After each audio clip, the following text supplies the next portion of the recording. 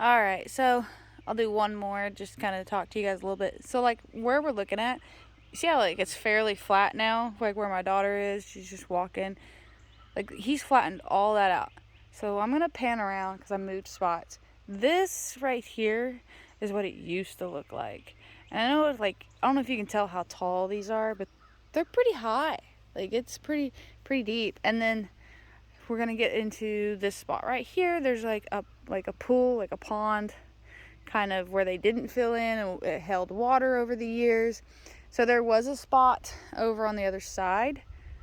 We'll just keep panning for now, but it was over there. And what we're doing is we're pushing all these hills that they didn't level out, all this topsoil and everything that's just been left. So we're flattening it back out and smoothing it, and where it goes is into these big holes like this. And so we'll just slowly push all the dirt into this pond, and basically we're filling it in. And some of you guys would be like, well, why are you filling in a pond? There's so many of these little ones all over the place, and some of these can be like 6 to 8 feet deep or deeper, and like they're not even that big, but because they've been left and these ravines are just so deep over the years, like that's just where they've stayed. And like I said, there was one right there, right in like these 3 trees. Right on the other side was another spot where there was a bunch of water before, where we just kept pushing and pushing and pushing. And there's like a little creek kind of run off, and we got a little ditch made, which we'll have to make a new ditch when we go to fill this one in.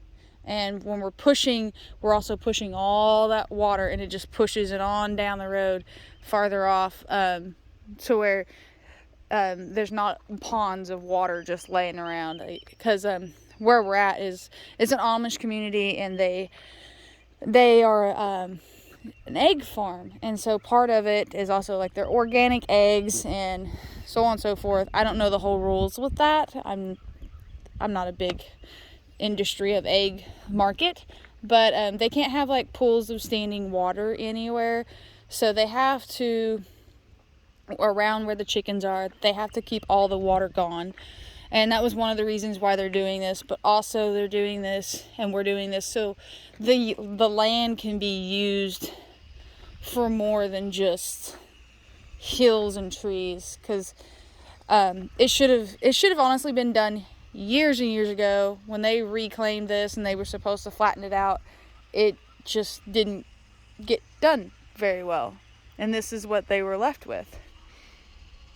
And as you can see, there's a lot. There's a lot. And we'll be here a while, probably just pushing dirt, pushing trees. And we're not taking all the trees out. Some of the trees get left. This one here in the back will probably go because the whole hollowed out root, so it's no good. And then like this tree here, this one, it's a good, strong, healthy tree, so it will stay.